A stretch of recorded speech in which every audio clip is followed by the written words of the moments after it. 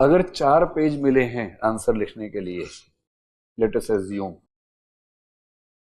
तो जहां चौथा पेज खत्म होगा ना, आपका आंसर वहां तक जाना चाहिए, बाय हुक और बाय क्रुक।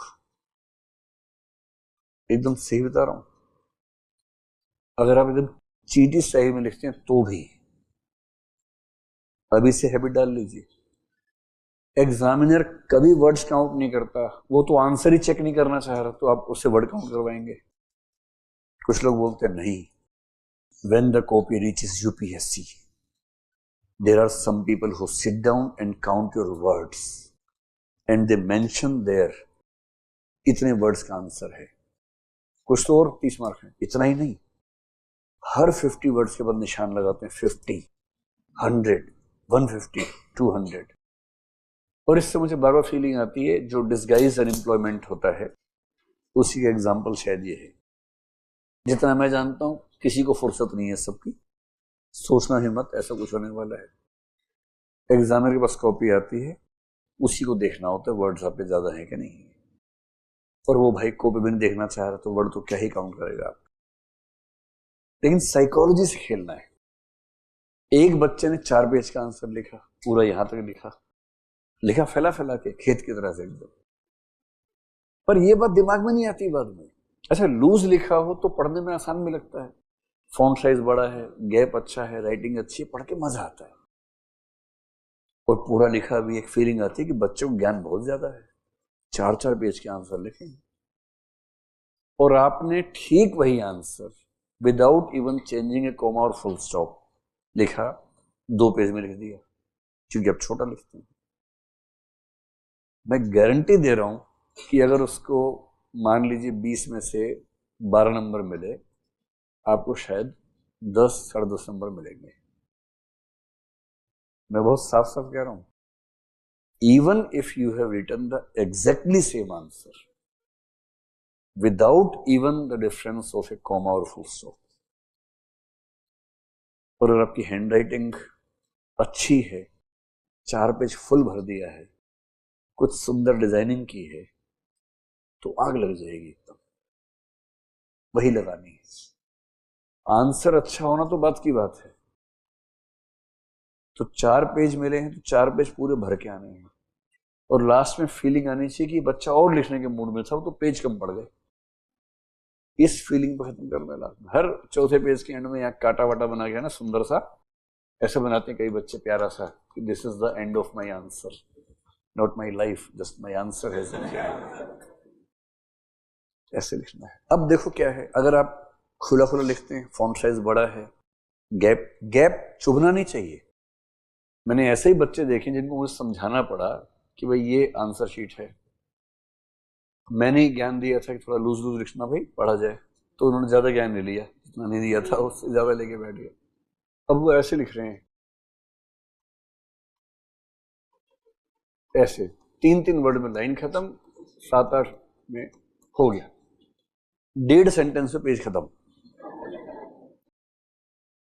इससे जो फीलिंग आती है सस्टेनेबल डेवलपमेंट के खिलाफ आती है, कि 3 पेड़ तो ये खा गया आदमी एक पेपर लिखने में।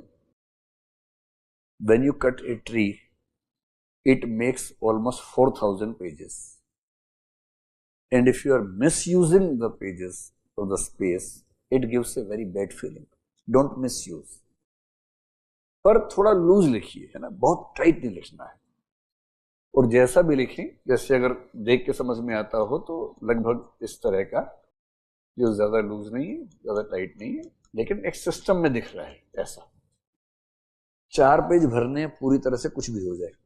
अब प्रॉब्लम है कि 4 पेज कैसे भरें, इतना तो लिख भी नहीं सकते, टाइम भी कम है, तो किसने कहा कि लिख के भरने,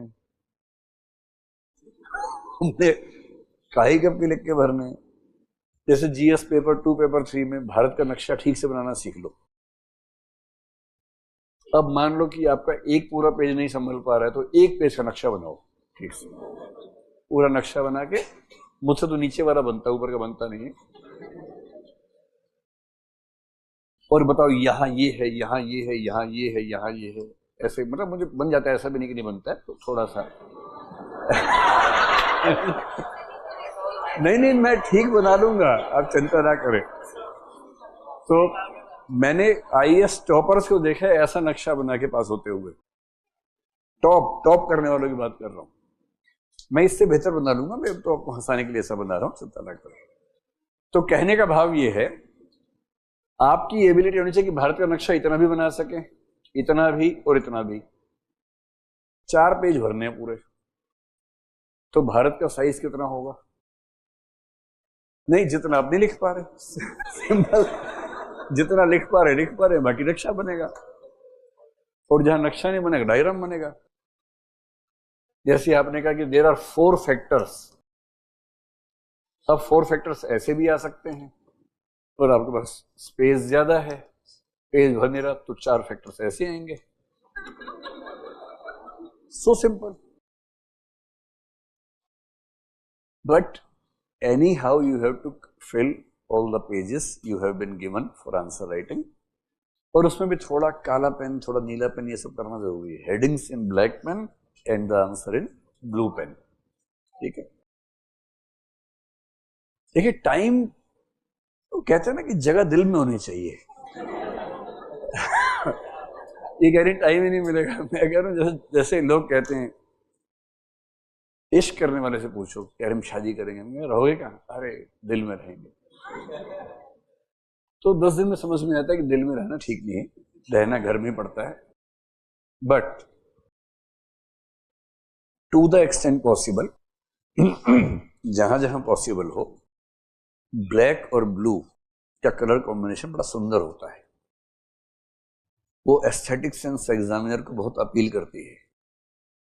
आपको अजीब सा लगेगा, I am not talking about the answer, I am talking about this nonsense things, क्योंकि इन्हीं से लोग सिलेक्ट हो रहे हैं।